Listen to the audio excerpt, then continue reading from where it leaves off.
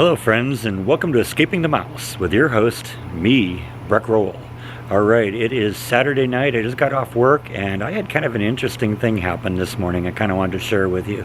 I actually ended up in the emergency room at about 7 a.m. this morning. Here's what happened. As you know, I've been kind of working for the past few weeks to try and regain control of my pool because it turned green and cloudy and all that gross stuff. And I've been kind of putting an agent in there that's supposed to clarify the pool. Well, I have to do that twice a day. So I've been doing it in the morning and doing it in the evening. Now, about a week ago, as you know, I had the locks on the house changed. But there were two of the locks that the locksmith didn't have the parts for and had to order them. So he came back a couple days ago to replace those locks. And one of them was the lock to the door right there. Let me see if I'm pointing at the right thing here. Yeah, that door right there. There's two locks on that one. There's a deadbolt, which he was able to replace, a week or so ago. And then the doorknob itself had a lock on it. And he didn't have the parts for that.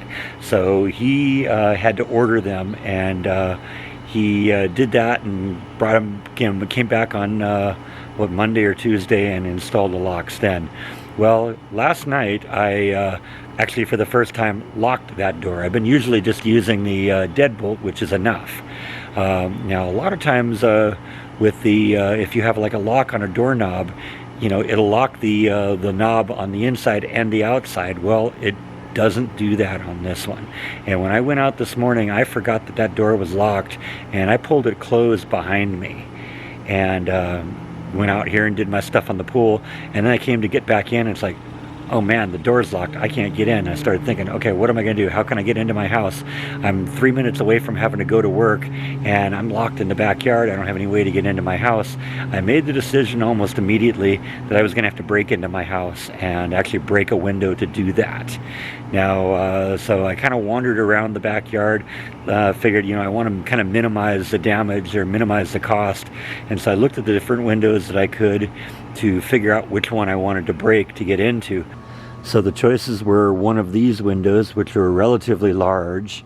And I figured, the larger the window, the more expensive it would be to replace it. I didn't really even spend a whole bunch of time considering this one because these are the biggest windows in the backyard, and they're double pane windows, and they have these nice little louvers in between the panes. So I didn't want to do that because I didn't want to ruin that. So I made the decision that this was the window here I was going to break into. And first thing I did, I had a pair of pants out here, and I just said, okay, well, I'll hold the pants up to the window and I'll just punch it and I'll see if I could punch my way through. Well, that didn't work. So I started looking around. It's like, okay, I got to find a rock or something. And I found this little paver brick here, and I figured, okay, I'll try doing that. And I took a couple of swings at this window, and I could not for the life of me break it. 2 or 3 swings at it, and it just put a little ding in the window, but it would not actually break it. So I started pushing harder and harder and harder, and after 4 or 5 swings at it, I finally managed to punch through the outer layer of the glass. Like I said, this is double pane glass. So I managed to get through the outer pane, but I hadn't gotten into the inner pane yet. And worked on that. Finally, I got through the second one, and got into the house. And at that point realized that my thumb was bleeding pretty profusely, that I had pretty seriously cut my thumb. And yeah, you can see all the damage out here. I still got to clean this up. But yeah, this is the glass. I apparently have the strongest glass in the world or something like this. This is almost like safety glass that they put on windows. Because it took, this thing here is probably 2 or 3 pounds, and it took all the force I had to throw to break the glass. And like I said, even then it took two takes to get it. So I finally did get in. Like I said, I was bleeding like a stuck pig at that point, and I figured, okay, well, I kind of rinsed the wound off, and decided to go in and to see how bad it was. Well, it was pretty serious. In fact, what I'm going to do right now is I'm going to show you actually some photos I shot of the wound. If you have a a queasy stomach, I would maybe recommend that you not watch this part. So this is your chance. Close your eyes right now, because here come the pictures. All right, so this is the first picture. This is a picture I shot from inside the emergency room.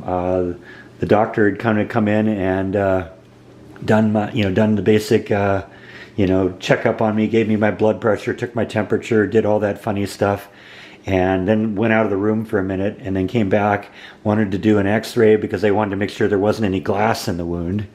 And so they did that, and then I went back into the room to wait for a few minutes, and during that time I shot this picture. And you can see it's pretty grisly. I actually ended up cutting off a big chunk of the knuckle on my right thumb, and that was pretty nasty, as you can see. And then they finally, I shot another picture later on, this picture here of the job after the doctor stitched me up. He gave me 4 stitches and sent me on my way. And yeah, that's those pictures. Pretty gory, huh? Those of you who are closing your eyes, you can open them now. We're done with the gory stuff. This is basically what I'm stuck with right now. You'd know this if you subscribe to the Facebook page, because I actually was giving reports and shooting videos from inside the emergency room for that. But yeah, that was what I ended up doing. There's you actually even look at this. There's blood all over the window here. I think that's that piece has got some blood on it. I ended up getting blood on the curtains. Yeah, there's blood on the curtains. Fortunately, I'm not going to be using those anymore. I didn't like those curtains anyway. Got blood on the Venetian blinds. I actually had to take the Venetian blinds down to get in. And but yeah, there's blood all over that too. You can see a little there. You can see a little bit over there. Got it all over my pants. Brand new pants I bought recently. And yeah, that was kind of my adventure this morning. So before, what I did is I kind of field dressed it a little bit. I just kind of basically wrapped it in a napkin and then taped it up with masking tape, just so I wouldn't bleed all over the place on the way into the emergency room. Then I kind of put a little cardboard over the window here to more than for security issues, because that isn't really an issue. First off, there isn't a big security issue here in this part of Texas, and even if it was, this is in the backyard, and to get into the backyard you got to get through a locked gate. But I was more interested just in not letting all my air conditioning bleed out into the atmosphere. But yeah, that's sort of what happened this morning. I spent about 2 hours in the emergency room. They got me all stitched up, and I ended up going into work and spending the rest of the day. Now that was actually kind of an experience too, because one of the things I have to do, in addition to wearing a mask for the virus and all that nonsense, I also have to wear gloves when I'm working, like surgical gloves, neoprene gloves that you use, when you're handling stuff that you don't want to contaminate. And unfortunately, that fitting over the Band-Aid put a lot of pressure on the wound. And after the local wore off, it was really, really painful, because what I decided to do is I decided to wear 2 different size gloves. I normally wear, depending on what kind of brand of glove they're either a number value or just small, medium, or large. I usually wear a large glove or a number 8 glove. But I decided I'd do that on my left hand, which is uninjured, and on the right hand what I would do is use the largest glove I could, so that I could have as much space and not have the glove squeezing on my finger. Well, that didn't do a whole lot of good, because after the local wore off, I was in pain for a big part of the day. And the best thing I did was get out of those gloves, and it actually feels a little bit better now.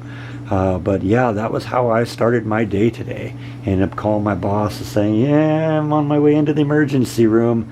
I sliced my finger up pretty good, and he said, okay, well, let us know when you can. I said, well, I'll try and get in today. I think that they're going to probably give me a couple stitches, and then we'll go from there. And he was very understanding. And when I did finally show up about 2 hours later, I went and met him immediately, and the doctor had given me a note and cleared me to return to work. So yeah, that was kind of how I started my day today.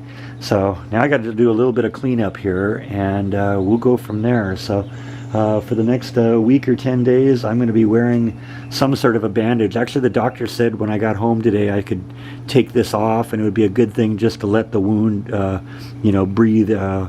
breathe fresh air for a while, allow everything to kind of dry up and heal a little bit. So I'm going to do that in a few minutes, but I also got to kind of clean up this mess, and one of the things I get to do now is call in a window repairman and get them to fix this window.